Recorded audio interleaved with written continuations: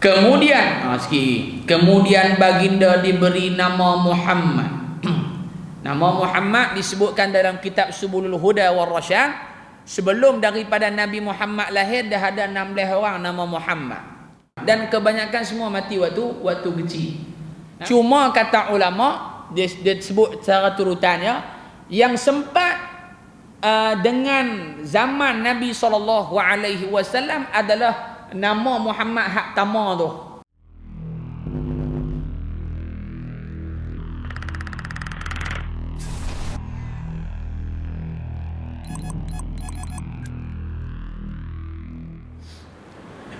Bismillahirrahmanirrahim.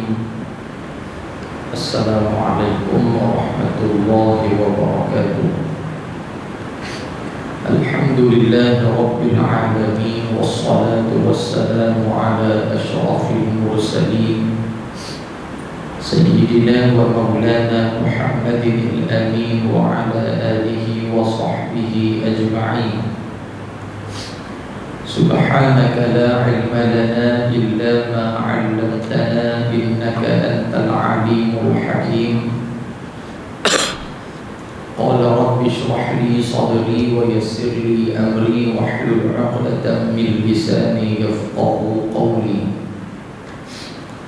Rabbana iftah bainana wa baina qaumina bil haqq wa anta khairul fatihin. Sadaqallahul aliyyul azim. Amma ba'du. Kita sambung ke soal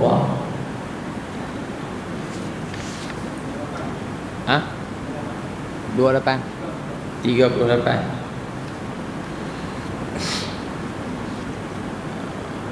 Ana Muhammadun. Ta'adih ana Muhammadun. Baik, Quran 38. Bismillahirrahmanirrahim. Qala al-muallif rahimahullahu ta'ala wa nafa'ana bi'ulumihi fid dharain amin ya rabbal alamin. Qala Rasulullah sallallahu alaihi wasallam, ana Muhammad bin Abdullah bin Abdul Muttalib. Inna Allah khalaqal khalqa ثم جعلهم فرقتين فجعلني من خيرهم فرقة ثم جعلهم قبائل فجعلني في خيرهم قبيلة ثم جعلهم بيوتا فجعلني في خيرهم بيتا ونفسا. رواه الترمذي. Sabda Nabi SAW, aku ialah Muhammad bin Abdullah bin Abdul Muttalib. Sesungguhnya Allah Ta'ala telah menjadikan makhluk ini, kemudian ia menjadikannya dua golongan. Maka ia telah menjadikan aku golongan yang paling baik, kemudian ia menjadikan mereka bermacam-macam kabilah ataupun puak. Lalu ia menjadikan aku daripada kabilah yang paling baik, kabilah Arab Quraisy. Kemudian ia menjadikan mereka dari kalangan rumah-rumah yang banyak. Lalu ia menjadikan aku dari rumah yang paling baik dan menjadikan orang yang paling baik. Maksud rumah paling baik sini dalam kabilah Quraisy itu banyak kabilah, tapi kabilah yang paling mulia adalah kabilah Bani Hashim, keluarga baginda Nabi Muhammad sallallahu alaihi wasallam. Bahkan para ulama mengatakan nama ahli keluarga Nabi sallallahu alaihi wasallam dia panggil apa? Al-Hashimiyah. Itu nama bagi ahli keluarga Nabi sallallahu alaihi wasallam. Hadis riwayat Imam At-Tirmidzi. Khiyaruhum fil jahiliyyati khiyaruhum fil islami idza faqihu. Rawahul Bukhari. Orang yang terpilih di masa jahiliyah adalah orang yang terpilih juga di kalangan Islam kalau mengerti. Maknanya Nabi SAW menyatakan manusia yang Allah Subhanahu wa taala pilih dia, Allah Ta'ala pilih dia menjadi orang yang beriman kepada Allah Subhanahu wa Ta'ala, menjadi orang yang mentauhidkan Allah Subhanahu wa Ta'ala, maka orang itu adalah orang yang paling baik, orang yang paling hebat, dan orang yang paling sempurna, paling cantik di sisi Allah Subhanahu wa Ta'ala. Hadis riwayat Al-Bukhari. Lahirnya Rasulullah sallallahu alaihi wasallam di kalangan keluarga pilihan adalah menjadi salah satu asas lahiriah yang kuat. Apatah lagi ketika dibangkitkan menjadi Rasul di kalangan masyarakat yang tebal dengan fahaman kekeluargaan, kekeluargaan asabiyah di masa itu. Di samping itu faktor ini menjadi satu keistimewaan kepadanya dan bangsa Arab sebagai kurniaan daripada Allah Subhanahu wa Ta'ala yang maha mengetahui tentang makhluknya. Jadi Nabi SAW diutuskan oleh Allah daripada kalangan kabilah Quraisy. Maka di sini kata pengarang rahimahullahu ta'ala, secara otomatiknya kabilah Quraisy itu dipandang mulia. Sampai ke hari ini kita tak dapat menafikan bahawasanya Nabi memang daripada Arab Quraisy. Dalam Arab Quraisy dia ada kabilah yang banyak. Maka dalam kabilah-kabilah yang banyak itu Nabi SAW dipilih dan disusur galur silsilah keturunan Nabi adalah daripada keturunan Bani Hashim, tuknik Nabi SAW. Maka kabilah yang paling mulia dalam kabilah bangsa Arab Quraisy adalah Bani Hashim. Dua. Yang ketiga, Nabi dilahirkan di dalam kalangan bangsa Arab. Maka bangsa yang paling mulia adalah bangsa Nabi, bangsa Arab. Maknanya ulama nak mengatakan setiap benda yang ada terkait dengan Nabi, maka benda itu menjadi mulia di sisi Allah Subhanahu wa Ta'ala. Nabi dilahirkan di Mekah, maka Mekah menjadi tempat yang dimuliakan oleh Allah Subhanahu wa Ta'ala. Nabi pergi ke Taif, maka sampai ke hari ini Taif orang pergi ziarah. Tapi kalau Nabi pergi New Zealand agak-agak orang pergi lah ni.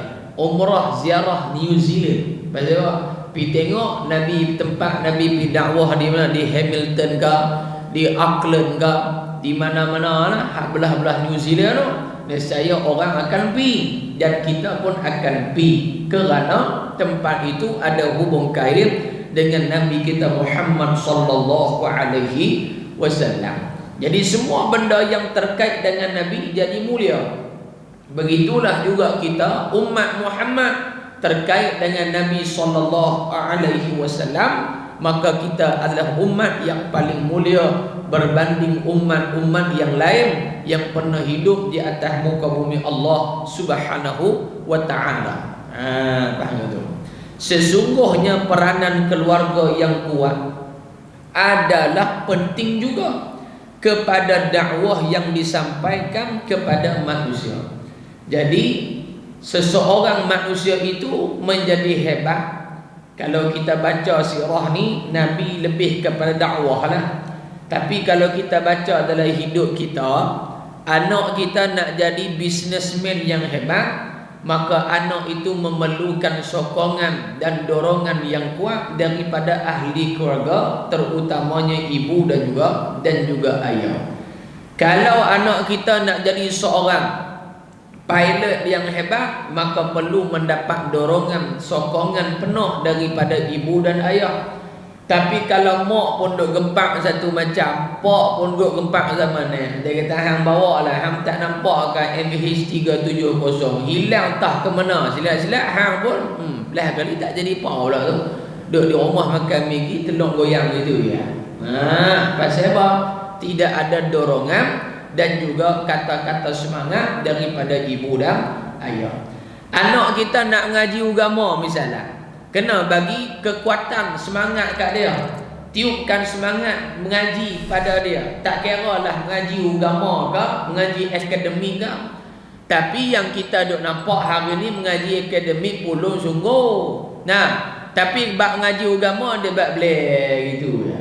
Nah, anak dia ambil SPM, dia sanggup pergi hantar tuition sampai Kuala Nerang. Pasal apa? Cikgu pakar je. Cikgu pakar. Cikgu tu penggubal soalan peperiksaan SPM 10 tahun dah.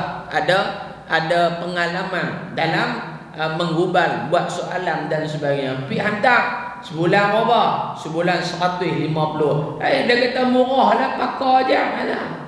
Tapi kalau cikgu Quran, cikgu ke, tapi tak panggil cikgu, panggil ustaz. Ustaz ke, tu imam dalam kampung mengajar Quran, sebulan RM30. Tu dia mahalnya tu imam. Ni tu imam dunia semua ni semua ustaz dunia. Mau duk ikhlas lah. Awak ustaz tu dia batang kayu lah, dia tak makan. Wah, bini dia malaikat kan, dia tak makan. Mana ni? Bab dunia boleh, tapi bab akhirat, bab nak faham ke agama kira. Minggu lepas ada satu orang hamba Allah, dia nak daftar anak dia di mahad kita. Mahad kita duduk di Zimbabwe. Mana? Zimbabwe, Pulau Pinang lah.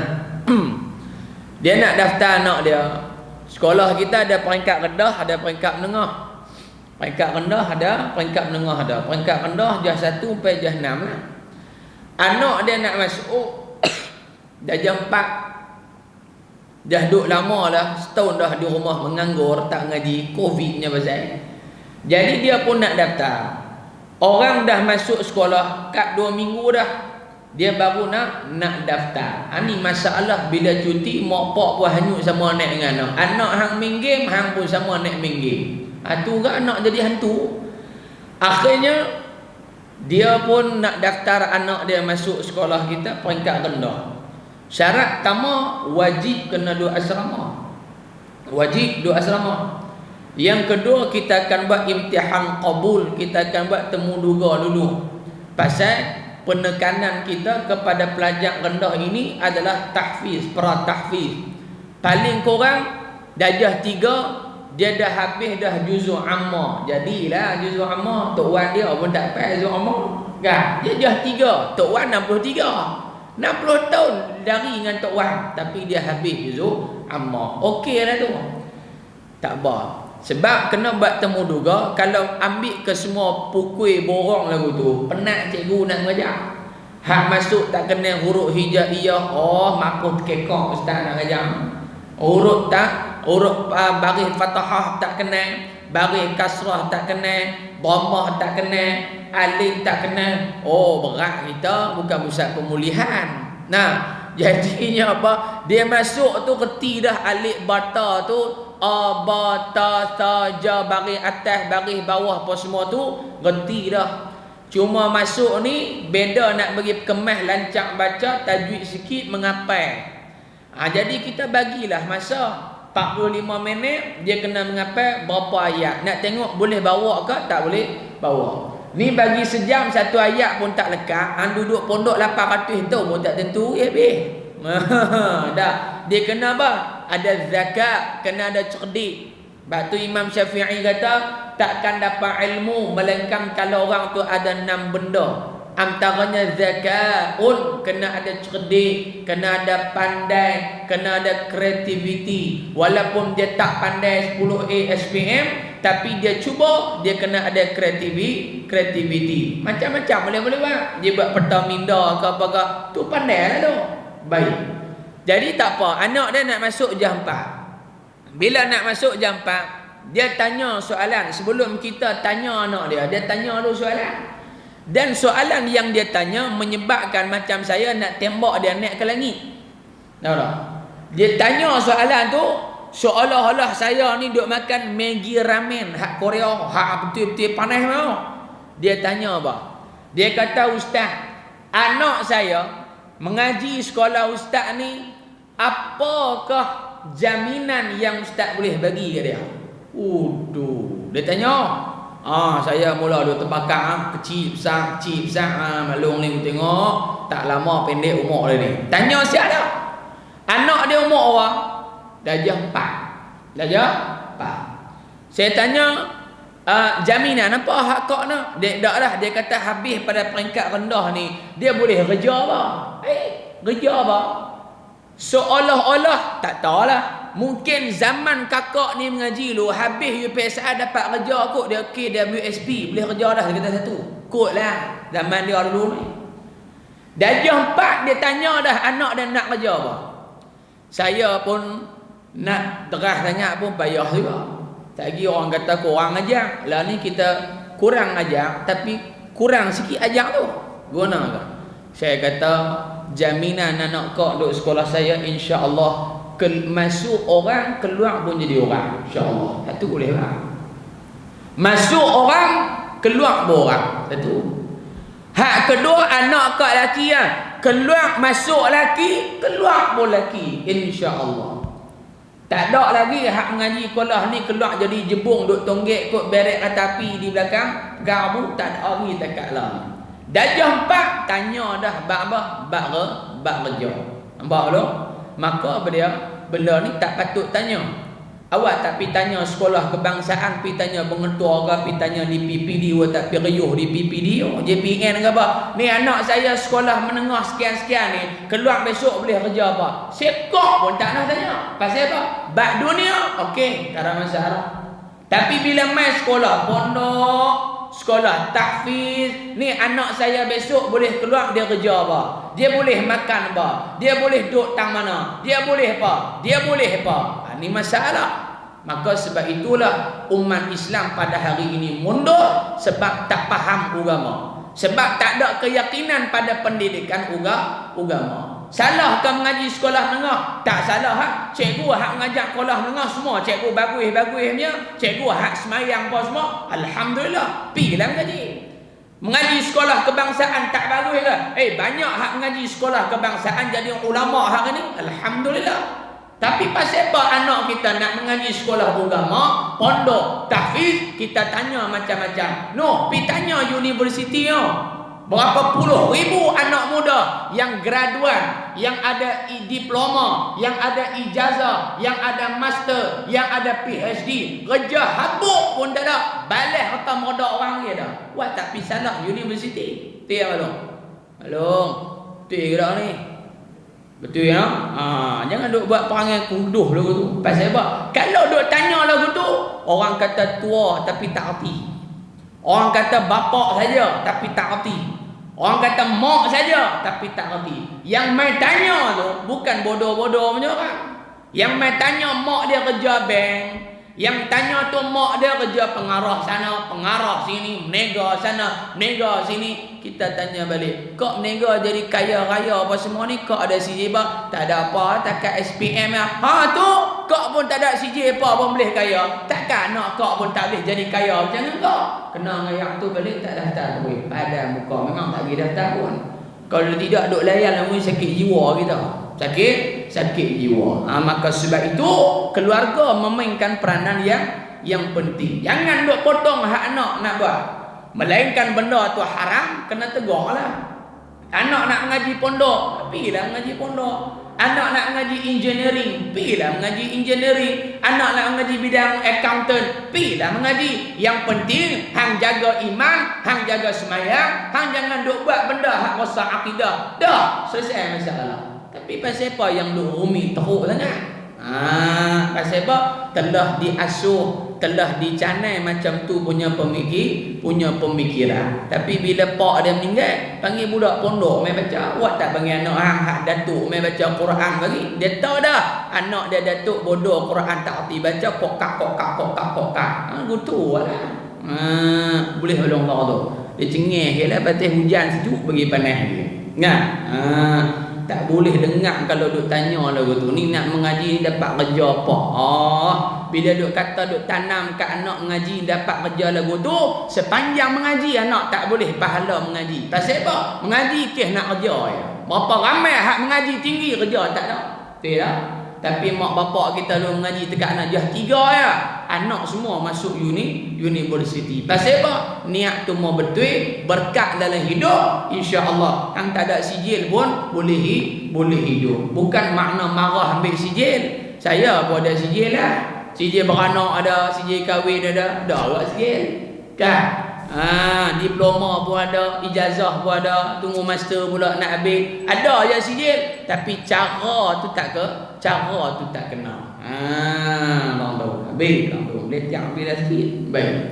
Sesungguhnya peranan keluarga yang kuat adalah penting juga kepada dakwah yang disampaikan kepada manusia. Contoh Nabi SAW bila mana turunnya wahyu, Nabi balik main di rumah dalam keadaan takut. Siapa yang bagi semangat kat Nabi? Isteri Nabi SAW, Sayyidatuna Khadijah radhiyallahu anha. Nabi takut. Khadijah kata, la takhaf wahai Rasulullah, jangan takut. Ini adalah tanda Allah Ta'ala sayang kat kamu. Kamu jangan takut, Allah memuliakan kamu dan sebagainya. Bagi kekuatan pada Nabi SAW. Begitu juga anak kita mengaji, mengapai tak lekat,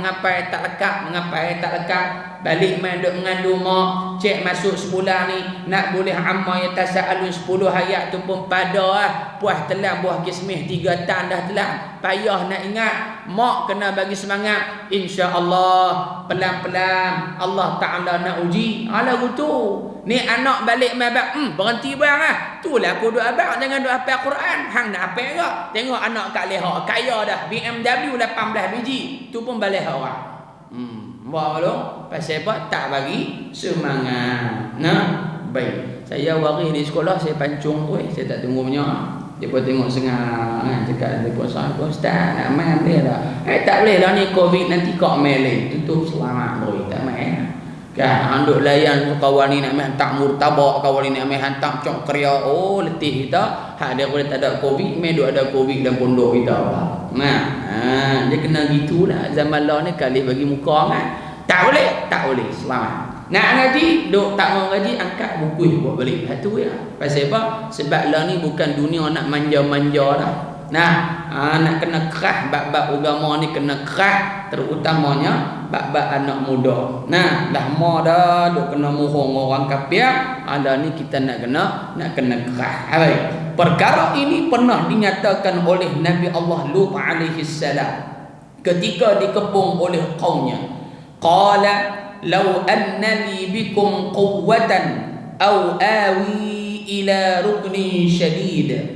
Seandainya aku ada mempunyai kekuatan, atau kalau aku dapat berlindung kepada keluarga yang kuat. Pasal apa maklum Nabi Allah Lut cakap lagu tu. Kata Al-Imam Ibnu Katsir rahimahullahu taala dalam kitab beliau Qasasul Anbiya, cerita pasal Nabi Allah Lut. Kaum Nabi Lut ni kaum Nabi Lut ni jenis apa dia panggil sodomi. Apa sodomi? Homoseks sejenis. Cok keria sama cok keria. Jantan sama jantan, tina sama tina. Tapi masyhur jantan lah. Dan kalau kita baca mereka-mereka yang melakukan benda-benda songsang ini pada hari ini di antara negara yang menjadi tumpuan ataupun pot utama aktiviti homoseks, iaitulah bertempat di Athens di Greece. Di Greece buat Olimpik dulu nah. Maka mereka sehingga ke hari inilah, sampai ke hari ini Athens ataupun negara Greece tu kita kata adalah pelopor utama kepada ajaran ataupun songsang yang ditinggalkan oleh kaum Nabi Allah Lut alaihi salatu wassalam. Begitu juga di negara-negara Eropah. Kalau kita tengok di belah-belah Afrika, ada belah Australia, ada puak-puak yang minoriti yang bagi mereka sebelum kahwin mesti kena buat hubungan sejenis dulu. Lepas tu dia nak nikah dengan perempuan, dipersilakan. Sebelum dia nikah dengan perempuan, dia kena duk rumai dengan jantan dulu. Pasal apa? Kerana jantan sama jantan ni kita kata kuat lah, sama-sama kuat. Jantan sama jantan.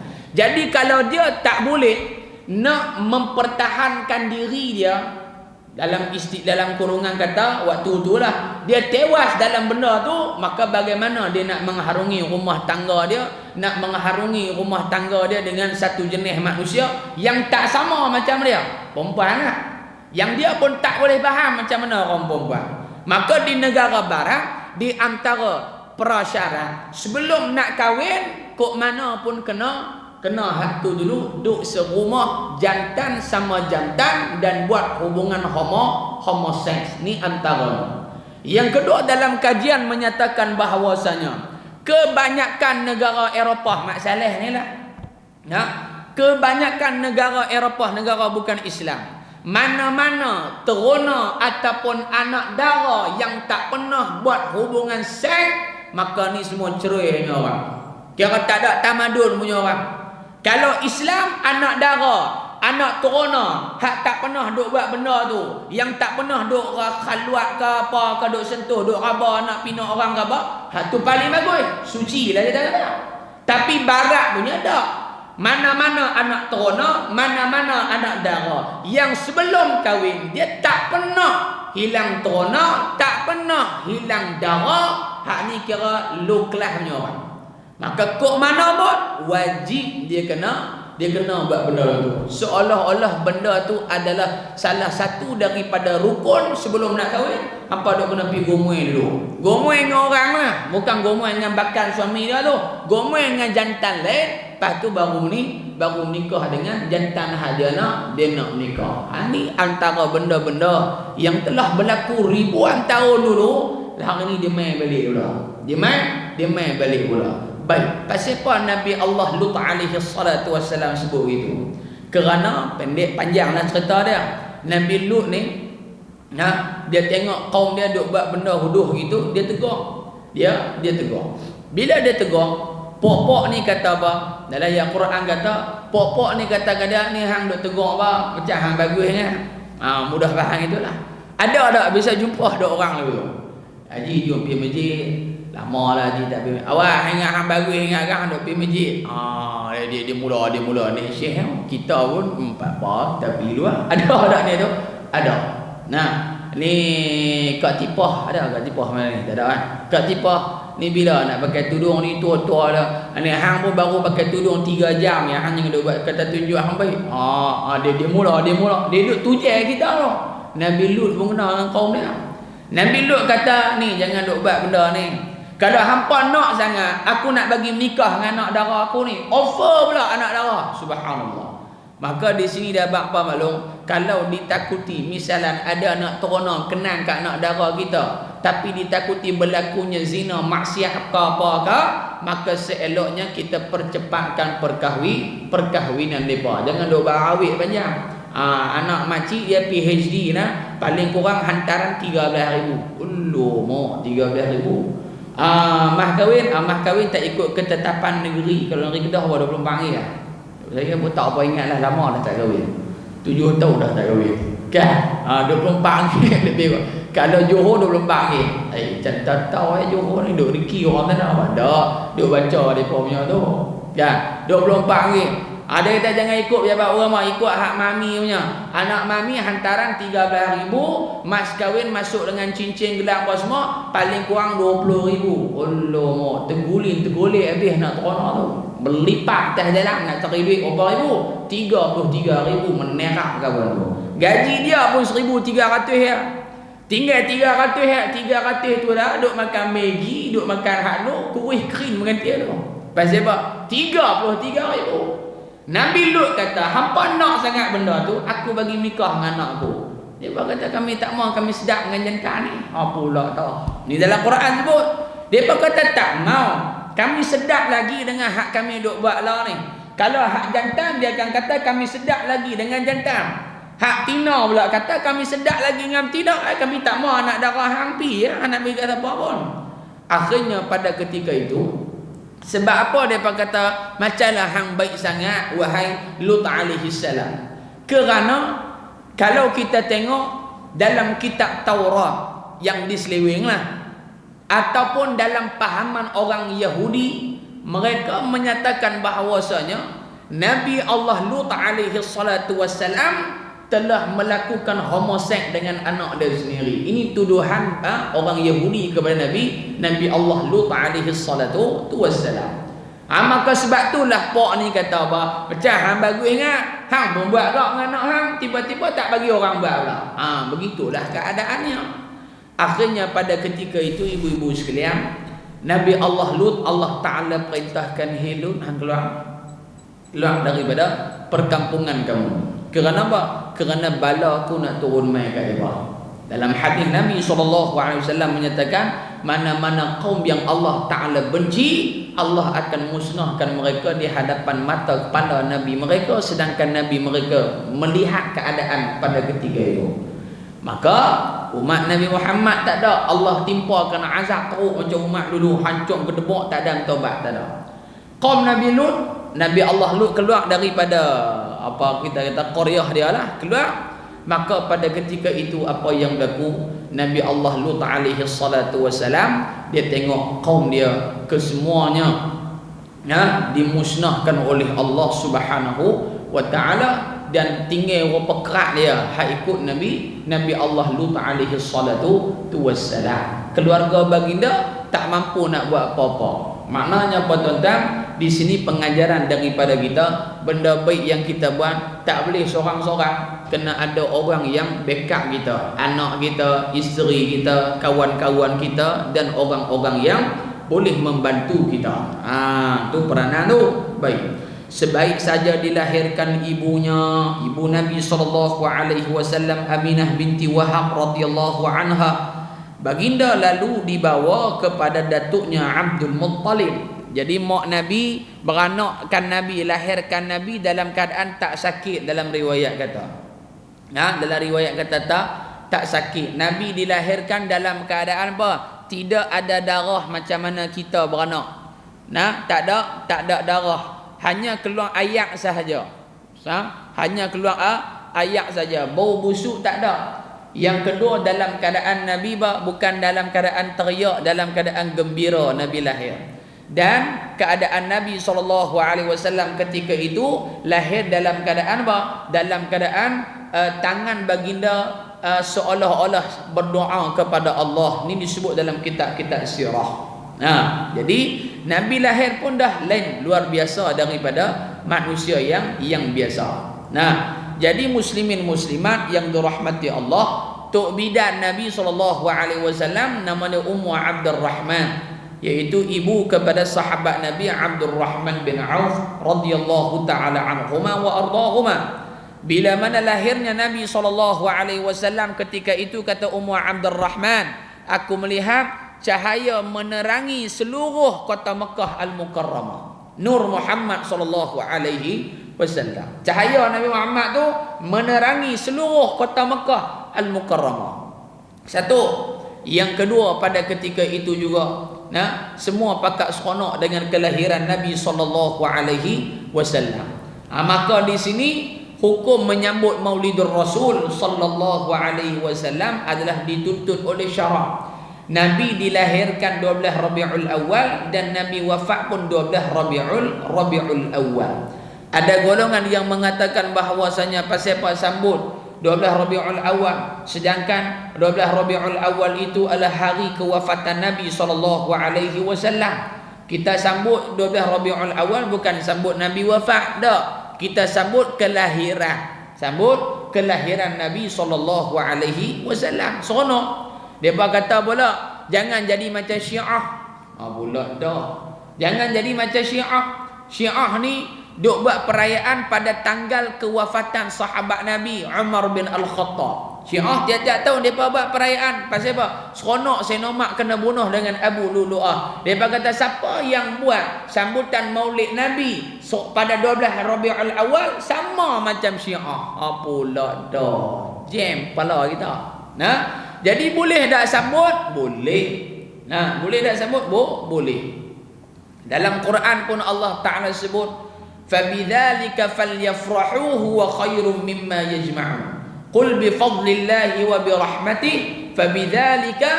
فَبِذَلِكَ فَلْيَفْرَحُوا خَيْرٌ مِّمَّا يَجْمَعُونَ.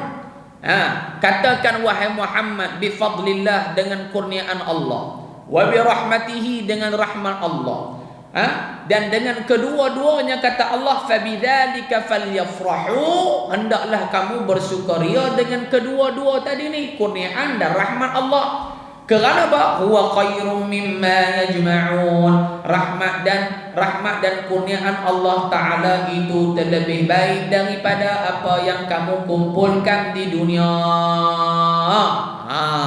Baik. Apa maksud dia? Yang dimaksudkan dengan rahmat Allah dalam ayat ni, kata para ulama tafsir, adalah wa rahmatullahi ta'ala Muhammadun sallallahu alaihi wasallam. Ini disebut oleh Ibnu Abbas radhiyallahu anhu. Nah, yang dimaksudkan rahmatullah wa bi rahmatihi, dengan rahmat Allah itu adalah apa? Hendaklah kamu bersukaria dengan kelebihan kurniaan. Fadlullah dalam ayat ni maknanya al-ilmu, nikmat ilmu hak Allah bagi, kena seronok dapat ilmu. Dan dengan rahmat Allah Ta'ala pun mu kena seronok. Apa maksud dia? Kena seronok dengan kedatangan kelahiran perutusan Muhammad sallallahu alaihi wasallam. Dua benda ni kena seronok sungguh. Hak pertama dapat ilmu, kena seronok. Hak kedua jadi umat Nabi, kena seronok. Nah, ada orang dia tak seronok dapat ilmu, dia kata membebankan dia. Kalau dapat ilmu nak kena habaq ke orang, kalau tak habaq ke orang dosa pula. Tuan-tuan ada mengaji tu kita. Pula dah kono kau tu. Kan? Kena mengaji dah. Sebab itu kata Imam Ghazali rahimahullahu taala, fala takun kal hamqa. Manusia, kamu jangan jadi orang yang bodoh. Sebab apa? Tafrahu bi ziyadati amwalihim ma'a nuqsani a'marihim. Orang hak bodoh ni, kata Imam Ghazali rahimahullah, dia seronok kata meredak dia bertambah-tambah. Syok. Dia suka duit dia banyak, dia suka kereta banyak, dia suka tanah banyak, apa semua ni. Seronok. Tapi dalam keadaan dia lupa apa? Ma'a nuqsani a'marihim. Dia punya kereta banyak, tapi umur dia koh lama, koh duk singkat, koh lama, koh duk sikit, nak mati temu Allah Ta'ala. Syok lah. Syok kata banyak. Tapi yang tercela kalau kata syok kata banyak, lupa pada mati, itu tercela. Tapi kalau kata banyak, tak lupa mati, duk buat benda baik dengan kata, itu tak tercela. Mahmudah dipuji oleh Allah. Ustaz Abidli, dia kaya. Nah, sehari-hari pendapatannya wallahu alam katanya 700,000 sehari. Perdia ni dia mega apa ni belum? Kan? Dengan dia punya kafe dia, dengan butik baju dia, dengan YouTube channel dia. Banyak sungguh duit dia. 700,000. Tapi dia tolong orang. Dia tolong orang sampai Afrika, dia tolong orang. Kan? Sampai Afrika. Seorang lagi hamba Allah, nama apa saya lupa dah. Dia bukan Malakat Mon, bukan Manilakat. Manilakat tu keteh tu. Malakat Mon. Macam dengan Medin jugalah. Orang Islam kita punya. Kui bertambah, kui besar, tolong fakir miskin dan sebagainya. Pasal apa? Kaya tapi tak lupa pada mati. Dan dia tahu umur dia koh lama, koh singkat, dia guna kaya dia tu untuk bawa pada kematian dia. Itu tak tercela. Dan orang yang bodoh juga. Kata Al-Imam Al-Ghazali, fala takun kal hamqa tafrahu bi ziyadati amwalihim ma'a nuqsani a'marihim. Orang yang bodoh seronok redak tambah, tapi lupa hidup dia kuis lama, kuis singkat, nak mati bertemu Allah. Maka jadilah kamu orang yang cerdik, kata Imam Ghazali. Siapa cerdik apa? Dia kata hendaklah kamu cerdik hendaklah kamu seronok dengan dua benda. Apa dia? Bi ziyadati ilmin wa amalin. Dia kata hendak kamu seronok dua benda. Hak pertama, dapat ilmu yang bermanfaat. Ilmu dunia ke ilmu akhirat ke, yang penting bawa manfaat untuk kita lah. Maklum ni nak masuk Ramadan ni, tak apa lagi dah. 2 minggu nak masuk pi Syawal nak pakat buka kelas je tirai. Ni pun tirai pun pakat duk tukar dah ni. Tirai pakat duk tukar dah. Langsiang tukar dah, langsiang. Tu, langsiang tu, langsir tu. Kan?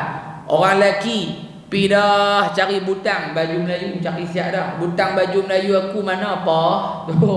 Dia cari siap dah butang baju Melayu. Beda 1 Syawal.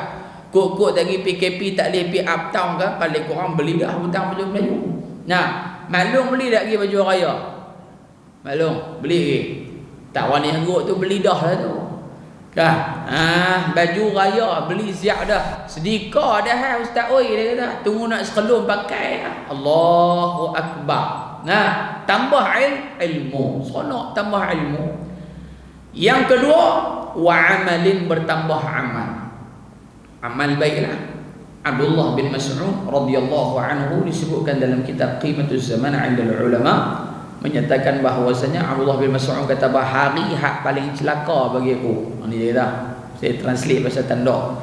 Hari yang paling celaka bagi aku apabila satu hari itu berlalu sedangkan amalan aku tidak bertambah daripada hari yang sebelumnya. Itu paling celaka hari bagi aku, kata dia. Contohnya hari ni, kemarin kita mayang duha 2 rakaat. Contoh, tiba-tiba hari ni mayang tak, tapi duha tinggal. Misalnya, padahal sunat je benda tu. Kata Abdullah bin Mas'ud, hari ni adalah hari yang celaka berbanding kemarin. Pasal apa? Amalan aku kuih duk kurang pula. Patutnya kuih duk tambah. Ni kuih duk kurang pula. Kalau maintain tak apa, kuih duk kurang tak buat. Maka itu hari yang paling celaka. Kata Abdullah bin Mas'ud radhiyallahu taala anhu wa arda. Jadi menyambut kelahiran Nabi sallallahu alaihi wasallam dituntut oleh syarak dan dibenarkan oleh syarak, melainkan jika ada unsur-unsur yang bercanggah. Buat sambut maulid Nabi, panggil duk main joget dalam masjid, haram lah, tak boleh. Nah, sambut maulidur Rasul, buat benda-benda yang melanggar syariat, puja Nabi Muhammad, kata Nabi Muhammad Tuhan, jelmaan Tuhan, Nabi Muhammad anak Tuhan, itu baru tak boleh, baru bid'ah yang sesat. Adapun menyambut maulidur Rasul, kita berselawat, kita berzanji, kita berqasidah, ada kenuri kenara apa lebih kurang, maka benda itu dituntut oleh baginda sallallahu alaihi wasallam. Baik, lepas baginda dilahirkan, lalu baginda dibawa kepada datuknya Abdul Muttalib. Beliau menyambutnya, siapa beliau? Abdul Muttalib, tok wan Nabi. Menyambutnya siapa? Nya Rasulullah, dengan penuh gembira dan membawanya ke dalam Kaabah untuk memanjatkan doa kepada Allah dan memujinya kerana dikurniakan cucu lelaki. Baik. Jadi di sini apa? Adab bila mana terima nikmat daripada Allah Subhanahu wa taala, paling ringkas alhamdulillah. Nah, paling ringkas. Setengah tok guru kita bukan takat doa, nazar terus. Kalaulah anak aku ataupun dua-dua isteri dan anakku selamat sihat, aku nazar puasa 2 bulan turut-turut tu dia 2 bulan terus. Nah, 20 hari ke aku nazar puasa pukul 8 pukul 9 pagi. Hatu kahut nampak dia tu puasa sejam jadi ada ulama hak nazar. Ada ulama dia bersyukur, doa, dia nazar, antaranya lagi antara sujud syukur. Sujud syukur dapat nikmat daripada Allah. Yang keempat, Nabi kalau dapat hadiah, Nabi cium hadiah tu. Cium, sunnah Nabi cium hadiah yang diberi. Kalau makanan ke apa ke, tengoklah makanan. Kalau orang mai bagi sup hangat-hangat, pi cium sup tu, bengkak mulut dah cerita dia. Tengok juga keadaan. Jadi itu sunnah Nabi sallallahu alaihi wasallam. Dan bila mana bayi dilahirkan, bayi beranak keluar mai maklum, maka sunat azan telinga kanan, qamat telinga kiri. Sunat azan belah kanan, qamat belah kiri. Ada orang tu dia kata, ustaz bukan azan belah kanan, bang belah kiri ya. Macam lah tu. Azan dengan bang tu macam, tapi dia tertukar kan. Azan belah kanan, qamat belah kiri. Dan tak wajib derah nak azan, takat-takat budak tu dengar ya. Allahu akbar, Allahu akbar, Allahu akbar, Allahu akbar. Okey dah tu. Ni jekah batak mama pekak budak tu. Beranak melok ya. Lepas ada pak dia azan, pekak terus. Tak wajib ada wuduk waktu azan, cuma sunat ada wuduk waktu azan. Nah, Kalau azan tak ada wuduk makruh. Tak ada wuduk makruh. Waktu azan kentut lu'lak nama dia. Waktu azan pertumbuhan kentut lu'lak. Sah dah azan? Sah, tak ada masalah apa. Cuma makruh lah kalau wuduk tak ada, azan tak ada wuduk. Nah, jadi bang belah kanan, qamat belah kiri. Habis qamat jangan duk kata pula perbetulkan sah, rapatkan sah. Nak mayang atau apa dalam bilik labor rumah. Dah. Baik. Azan pula tak semestinya bapak. Siapa-siapa hak terima dulu azan dulu. Tapi kalau hak sambut tu bukan Islam, jangan duk paksa dia bang. Sekali dia bang boh lagu Hindustan, boh licur dia, boh dikang gena, tak pening kita. Jadi kalaulah perempuan lah. Faham tak? Tak wajib laki, tak wajib bapak dia. Kalau doktor lah. Kalau doktor bang, Allahu Akbar. Dapat tak pahala kalau doktor tu? Tak kira pak dia, bagi pak dia bang pula. Lepas tu Tok Wan bang pula. Habis pupus papak bang. Budak tu kira 3 bulan boleh jadi Tok Bilal Masjid Tanduk lah. Pasal apa? Hafal dah bang. Banyak nak lubang telinga dia. Jadi tak ada masalah. 7 hari buh nama. Buh lah nama apa pun, Nilofa ke? Kan? Piuris ke? Buh lah apa pun nak buh nama hak tok-tok dah ni. Nilofa, Piuris, Kartun. Buh lah nama apa pun. Kan? Jadi buh nama hak elok. Dan sunatnya apa? Buh nama hari ke-7. Patu bak keka. Kalau anak jantan sekok. Anak jantan 2 ekor. Anak tina sekok. Sekok apa? Sekok kambing. Kambing pula nak buat gena ustaz. Mu nak golek ke, mu nak menerak ke, kau sukalah. Tak wajib kambing golek. Apa-apa kambing pun sembelih buat makan. Jadilah tu. Kan? Ada dia kata tak wajib kena kambing golek. Mampu terkekok orang tua tu. Dia tak mampu buat, beli kambing sembelih gitu. Itu tu adab dan sunat ketika mana menyambut kelahiran. Buh nama hak elok-elok. Dan ulama ajak juga bila mana anak tu waktu kecil, kalau jantan ajak main permainan jantan. Faham tak long? Dapat cucu laki. Maklum ada ke hak mengandung lah ni? Ada insya-Allah berkat Ramadan. Nabi Ibrahim umur 82. Tubik Nabi Ismail alaihi salam. 82. Allahu Akbar. Maklum baru 80. Okeylah tu.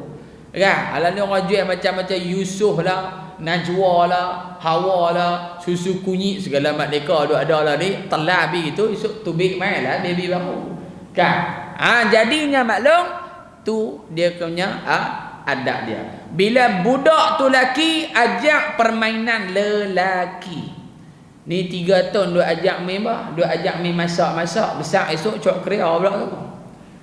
Bagi pakai skirt, lepas tu bubuh cekak pula orang ni.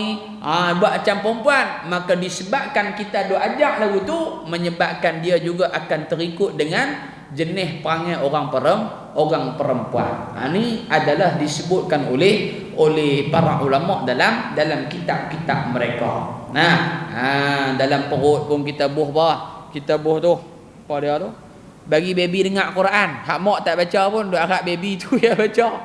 Kan? Mak tak baca buh surah Maryam. Senang beranak. Lepas tu buh surah Yusuf. Kan? Leh kali anak keluar perut, anak hafal 2 juz ya, hak mak tak hafal lagi 9 bulan. Pasal apa? Mak kira duk harap Misyari tu lah baca. Misyari tu dulu masuk syurga, hak mak lambat masuk. Pasal apa? Duk harap ke radio tu. Kan? Ikutlah paling kurang bacalah niat supaya anak yang duduk dalam kandungan kita tu selamat, jadi anak yang soleh. Baca doa pendek, Rabbi habli minas salihin, jadilah. Kan? Biar tu. Kemudian kemudian baginda diberi nama Muhammad. Nama Muhammad disebutkan dalam kitab Subulul Huda war Rasyad. Sebelum daripada Nabi Muhammad lahir dah ada 16 orang nama Muhammad. Sebelum Nabi beranak dah ada 16 orang nama Muhammad, dan kebanyakan semua mati waktu kecil. Semuanya mati waktu kecil. Cuma kata ulama dia sebut secara turutannya yang sempat dengan zaman Nabi SAW adalah nama Muhammad hak tama tu. Nama apa saya lupa dah, panjang Muhammad apa tau. Jadi dialah yang sempat bersama ataupun satu zaman dengan Nabi. Tapi adapun dia Islam kata Islam wallahu a'lam. Itu saya tak pasti. Cuma ulama sebut dulu tu. 16 orang yang sempat dengan Nabi hak nombor 1. Hak lain semua tak sempat. Maka ada nama Muhammad. Bila diberi nama Muhammad, maka orang pun tanya kepada Tok Wan Nabi sallallahu alaihi wasallam Abdul Muttalib. Wahai Abdul Muttalib, saya faham bu nama Muhammad dalam keturunan hang tak ada pun nama-nama macam ni. Maka Abdul Muttalib kata ni sebelum kitab Rahibul Makhtum menyatakan bahawasanya nama Muhammad itu membawa erti terpuji. Maka aku buh nama Muhammad itu terpuji, mudah-mudahan aku punya cucu ni menjadi manusia yang terpuji dalam kalangan penduduk dunia lah, dan menjadi manusia makhluk yang paling terpuji dalam kalangan penduduk langit Allah, yakni dalam kalangan para malaikat alaihi wassalatu wassalam. Maknanya maklum nama hak kita buh tu niat dah. Nama apa? Muhammad Hilmi misalnya. Yang terpuji Hilmi, yang lemah lembut lapang dada. Ya Allah, mudah-mudahan dengan nama ni aku buh anak aku ni jadi anak bagus, lemah lembut, dengar cakap aku, ingat pada perintahmu, niat gitu. Dan jangan buh nama yang tak baik, kerana kata Nabi, bila mana nama yang tak baik itu dia akan menjadi panggilan di hari akhirat. Baik ke tak baik kan dipanggil pada hari akhirat. Nama anak apa balung? Roberto Carlos, jengkreng tu. Anak dia pemain bekas, pemain bola Brazil. Anak makcik nama apa? Anak saya nama Jennifer Lopez. Kullu nama anak dia. Anak sulung Angelina Jolie, jengkreng tu. Hari akhirat Allah panggil Angelina Jolie orang tanda. Kalau anak kita tak ada anak orang lain, orang tanda seorang tu ya. Jadi buh nama yang elok. Dan al-kalamu nisfud du'a. Perkataan itu adalah doa. Panggil anak nama pelik-pelik. Oi, bengong sungguh pula tu, jaga. Ada orang duk maki hampuk anak, ada hang ni awak bodoh sangat, awak tak cerdik sangat, awak lembab sangat. Maka itu di antara benda yang dilarang oleh agama kepada ibu dan ayah. Jangan dia panggil anak itu. Sebab tu orang tua-tua tu kalau anak dia buat lah bagus lah, duk puji bagus itu, padahal rompak cok rumah orang mata dah. Bagus sungguh. Kah, betul lah anak aku ni, orang mai report kata balas motor dalam kampung. Dia tak kata apa, betulnya anak siapa lah ni, betul sungguh. Ni orang tua-tua dulu. Walaupun hati dia memang dia rasa sakit, tapi mulut dia tak keluar gitu. Pasal apa? Kerana mulut ibu dan ayah ni makbul di sisi Allah Subhanahu wa taala. Nama pilihan dari Allah yang diilhamkan kepada keluarganya siapa ni? Kepada Abdul Muttalib. Untuk memilih nama itu, nama yang tidak dikenali oleh orang Arab sebelumnya dan mereka kagum dengannya. Muhammad artinya orang yang terpuji. Ia adalah nama yang paling layak kepada Rasulullah sallallahu alaihi wasallam. Berhubung dengannya apa? Berhubung dengan nama Muhammad itu. Rasulullah sallallahu alaihi wasallam bersabda, "Ala ta'jabuna kaifa yasrifullahu 'anni syatma Quraisy wa la'natahum wa la'anahum yashtumuna muzammaman wa ana Muhammadun," rawahul Bukhari. Adakah kamu tidak merasa hairan? Nabi kata kamu tak rasa heran ke bagaimana Allah Ta'ala memalingkan celaan dan juga kutukan orang Quraisy terhadap aku. Quraisy kata apa? Nabi Muhammad gila, Nabi Muhammad pembohong, tukang sihir, pemecah belah umat, duk maki-maki Nabi ni. Tapi sebelum dia maki Nabi, dia kata apa? Ya Muhammad, wahai orang yang terpuji. Dia terpuji gitu lah. Hei Muhammad, wahai terpuji. Ya Muhammad, wahai terpuji. Hei Muhammad, wahai terpuji. Nampak? Dia panggil tu pun dah terpuji dah. Mereka sendiri mengetahui makna tu dan mereka sendiri panggil nama tu. Kalau mereka tak tahu, nescaya mereka akan panggil dengan nama yang lain. Tak panggil dengan nama Muhammad, panggil dengan nama gelaran yang lain. Sebab apa? Mereka panggil dengan nama Muhammad kerana yang memberi gelaran Al-Amin, yang jujur, yang benar, yang baik, mereka sendiri yang beri. Maka apa yang mereka buat sebenarnya menzahirkan kebodohan dan juga menzahirkan kesesatan mereka sendiri. Mereka mencela dan mengutuk orang yang cela, padahal namaku Muhammad yang terpuji. Depa kutuk aku, depa cela aku seolah-olah aku ni orang yang tercela. Sedangkan sebelum kutuk depa panggil Muhammad yang terpuji, yang terpuji, yang terpuji, yang terpuji. Maka nama aku ini sentiasa terpuji dan diri aku sentiasa terpuji. Hadis riwayat Al-Bukhari, ibunya Aminah menjaga Nabi, wallahu a'lam bis-shawab. Sambung pada bulan lepas raya. Sambung lepas raya lah. Ramadan saya tak main. Lepas raya kita sambung balik pada ibunya Aminah. Nanti kita tengok sikit siapa mak Nabi Aminah radhiyallahu taala anha. Dia punya ciri-ciri dia, sifat keibuan yang ada pada ibu Nabi sallallahu alaihi wasallam Aminah. Mudah-mudahan kita tergolong dalam kalangan umat Nabi sallallahu alaihi wasallam insya-Allah. Kedah tu ni mayang terawih jalan kan? Berapa? 20 ke 8? Ke 40 orang? 20 kan? 20. Belah Pulau Pinang tak boleh. Belah Pulau Pinang main tarawih tak. Tazkirah Ramadan tak ada. Tazkirah Ramadan tak ada. Jadi bila tazkirah Ramadan tak ada, kita buat di pondok kita setiap pagi kuliah duha baca kitab. Setiap pagi kuliah duha baca kitab. Ada 32 sesi kelas. 32 setiap pagi. 9 ikut suka ustaz tu dah nak konti 3 pun.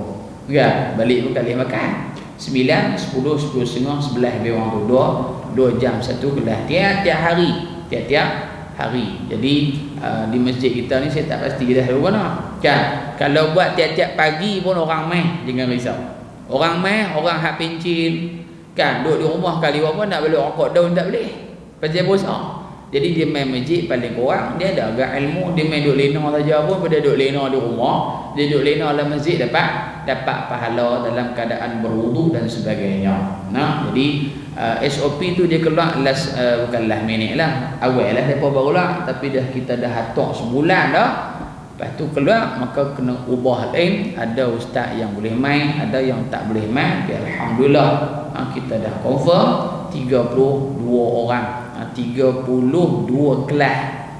Lebih kurang ada lebih kurang 25 kitab yang akan dibaca. Nah, jadi insya-Allah mudah-mudahan Allah Taala suburkan majlis ilmu di tempat kita, di kampung halaman kita, daerah kita, negeri kita dan juga negara kita. Insya-Allah dengan adanya majlis ilmu, adanya himpunan orang-orang yang soleh, solehah macam ibu-ibu Yahya, Allah Ta'ala akan memberkati negara kita dan mengangkat bala dari tempat kita semua insya-Allah. Bismillahirrahmanirrahim. Alhamdulillahi Rabbil Alamin. Wassalatu wassalamu ala ashrafil mursalin wa ala alihi wa sahbihi ajma'in. Allahumma barik lana fi Sya'ban wa ballighna Ramadan. Allahumma anfa'na bima 'allamtana wa 'allimna ma yanfa'una bi rahmatika ya arhamar rahimin. Rabbana iftah bainana wa bain qaumina bil haqq wa anta khairul fatihin. Wa sallallahu ala sayyidina Muhammad walhamdulillahi rabbil alamin. Taqabbalallahu minkum. Di luar tu saya ada bawa main kurma ajwa. Kurma ajwa boleh dapatkan di luar sana insya-Allah. Assalamualaikum warahmatullahi wabarakatuh.